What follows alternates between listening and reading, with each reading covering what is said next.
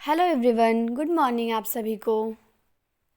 आज हम देखेंगे अर्थोपक्षेपक।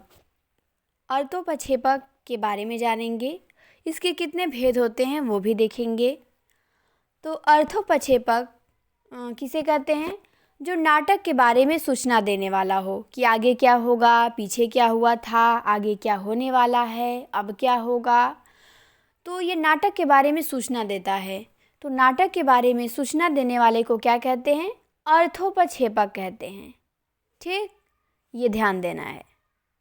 फिर अगला है हमारा, इसके 5 भेद होते हैं। अर्थोपक्षेपक के कितने भेद होते हैं? तो 5 भेद होते हैं, ये ध्यान देना है। प्रश्न बन सकता है आपसे कि अर्थोपक्षेपक के कितने भेद होते हैं?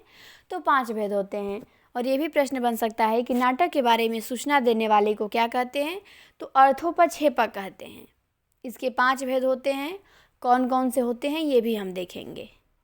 तो पहला भेद है इसका विष्कंभक। पहला भेद क्या है अर्थोपक्षेपक का? विष्कंभक है। विष्कंभक किसे कहते हैं?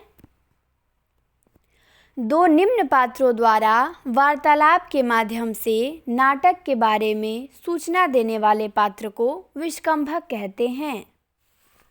किसे कहते हैं विष्कंभक?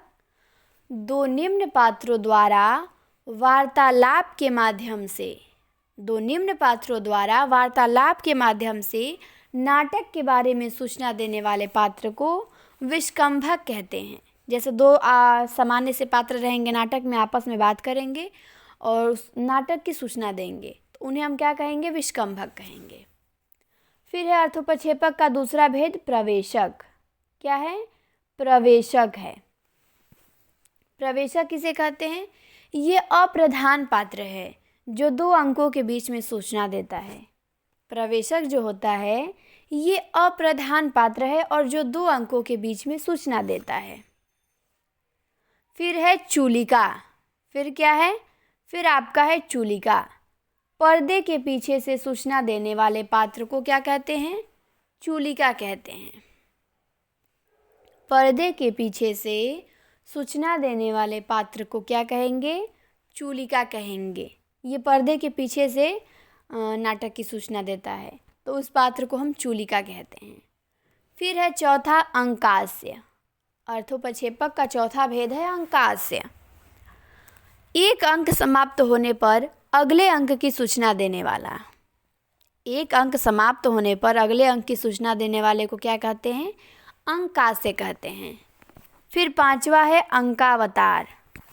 अगले अंक में क्या होगा इसकी सूचना देने वाले को क्या कहते हैं? अंकावतार कहते हैं। तो ये चीज़ें आपको बिल्कुल क्लियर रखनी है। अंकावतार किसे कहते हैं? कि अगले अंक में क्या होगा इसकी सूचना देने वाले को। और अंकास्य जो एक अंक समाप्त होने पर अगले अंक की सूचना दे कि अब अगला अंक शुरू होने वाला है, उसे अंकास्य कहते हैं। और जो ये बताए कि अगले अंक में क्या होगा उसको अंकावतार कहते हैं। तो हमने अर्थोपक्षेपक के 5 भेद देखे। कौन कौन? एकदम ये रटना है, याद होना चाहिए कि 5 भेद कौन कौन से होते हैं अर्थोपक्षेपक के। विष्कंभक, प्रवेशक, चूलिका, अंकमुख या अंकास्य या अंकावतार। ठीक, अंकास्य को अंकमुख भी बोल लेते हैं। तो अर्थोपक्षेपक के 5 भेद हैं: विष्कंभक, प्रवेशक, चूलिका, अंकास्य, अंकावतार। तो प्रश्न बनेगा अर्थोपक्षेपक के कितने भेद होते हैं? तो बताएंगे 5 होते हैं। कौन कौन से होते हैं? तो विष्कंभक, प्रवेशक, चूलिका, अंकास्य, अंकावतार। क्लियर है? याद हो गया होगा। इसे याद करना है। ठीक, छोटे छोटे स्टिकी नोट्स आते हैं जिस पे आप लोगों को अर्थोपक्षेपक लिख के और लगा लेना है अपने टेबल के सामने कि 5 अर्थोपक्षेपक हैं। कौन कौन? विष्कंभक, प्रवेशक, चूलिका। क्योंकि कभी कभी कन्फ्यूजन होता है और चीज़ों में हो जाता है कि कहीं ये और कुछ तो नहीं है, लेकिन नहीं, अर्थोपक्षेपक यही है, इन्हें याद रखना है।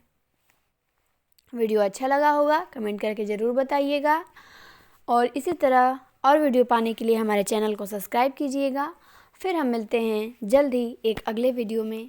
आप सभी लोगों को बहुत बहुत धन्यवाद वीडियो देखने के लिए।